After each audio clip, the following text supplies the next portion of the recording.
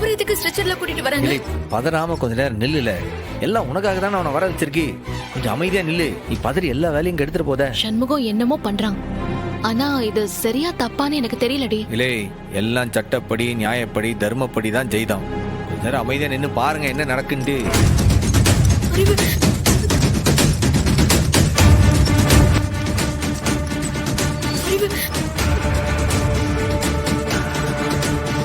சமோ, நீ சொன்னபடி எல்லாத்தையும் பக்காவா செஞ்சாச்சு. அதான் அறிவுக்கு என்னாச்சு? ஆட லூசு, அவனுக்கு ஒன்னும் ஆகல. கல்லு மாதிரிதான் இருக்கான். நீ அவனை நேரில் பார்த்து பேச வேண்டாமா? அதுக்கு தான் அவனுக்கு நெஞ்சு வலின்னு போய் சொல்லி கவர்மெண்ட் ஆஸ்பத்திரி கூட்டிட்டு வந்திருக்கோம்.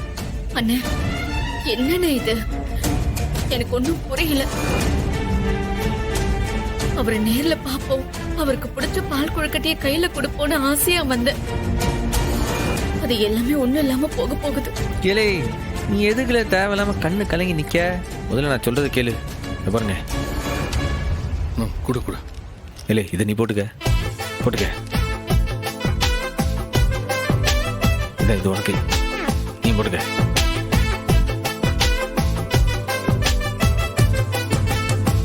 இதையும் போட்டுக்கிடுங்க. இப்போ புரியுதா? ரத்னா, உன் அண்ணன் செஞ்சிருக்கிற ஏற்பாடு உனக்கு இன்னுமா புரியல? எல்லாம் ரொம்ப பாசிட்டிவா தான் பிளான் பண்ணிருக்கான். முதல்ல அந்த கோட்டை போடு.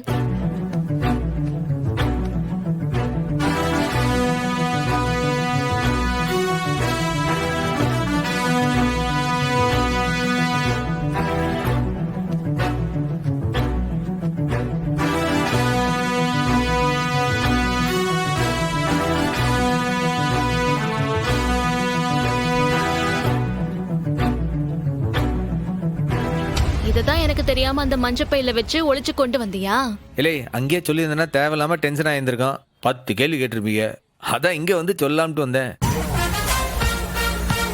அண்ணாச்சி, உள்ள என்ன நிலைமைன்னு பார்த்துட்டு வந்து சொல்லுங்க. சரி சார், சீக்கிரம் பார்த்துட்டு வாங்க.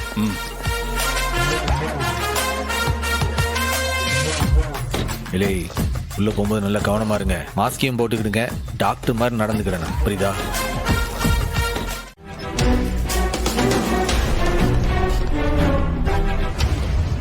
இல்ல, என்னல ஆச்சு?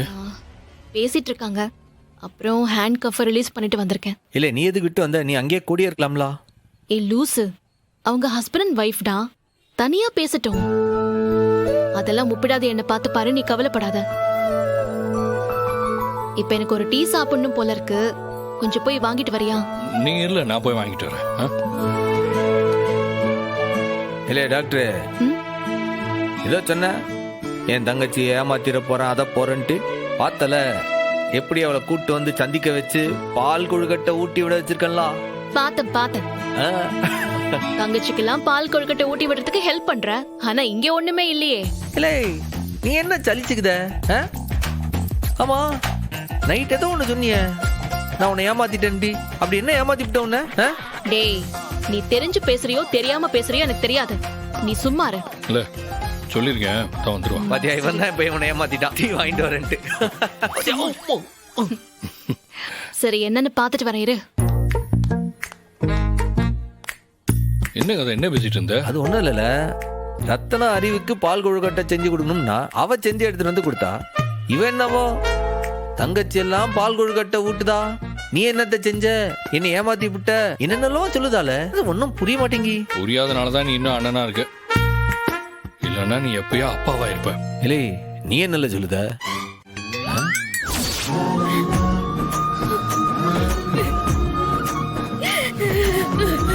எப்படி இருக்க ரத்னா? நான் நல்லா இருக்கேன். நீங்க எப்படி இருக்கீங்க?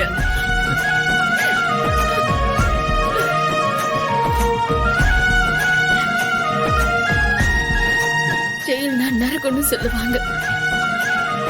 உங்களை விட்டு இருக்கிற ஒவ்வொரு நிமிஷமும் எனக்கு நெருப்புக்குள்ள இருக்கிற மாதிரியே இருக்கு அறிவு. நான் மட்டும் எப்படி ரத்னா? உன்னை நினைக்காத நிமிஷம் இல்ல தெரியுமா? இவ்வளவு சித்திரவதை யாருக்காக? உனக்காக தான். என் ரத்னாக்காக தானே திரும்ப திரும்ப சொல்லி ஒவ்வொரு நிமிஷத்தையும் தாண்டிக்கிட்டு இருக்கேன் தெரியுமா? ஏன் அறிவு, ஏன் எதுக்காக நம்மளுக்கு மட்டும் இந்த தலைவிதி? சத்தியமா எனக்கும் தெரியல. எவ்வளவு யோசிச்சாலும் எங்க தப்பு பண்ணோம், என்ன தப்பு பண்ணணும் ஒண்ணுமே புரியல. நீங்க கவலைப்படாதீங்க அறிவா, உங்களுக்கு ஒண்ணு ஆகாது. உங்களை ஜெயில கிடக்க என் அண்ணன் விட மாட்டாரு. அது உங்களை வெளியில கொண்டு வரதா படாத பாடுபட்டுக்கிட்டு இருக்கு. எனக்கு இருக்க ஒரே நம்பிக்கை சண்முகம் தான். நிச்சயம் எங்க அண்ணன் உங்களை விட்டு கொடுக்காதீங்க. அதுக்கு இருக்கிற வரைக்கும் யாரும் உங்களை எதுவுமே பண்ண முடியாது. தைரியமா இருங்க.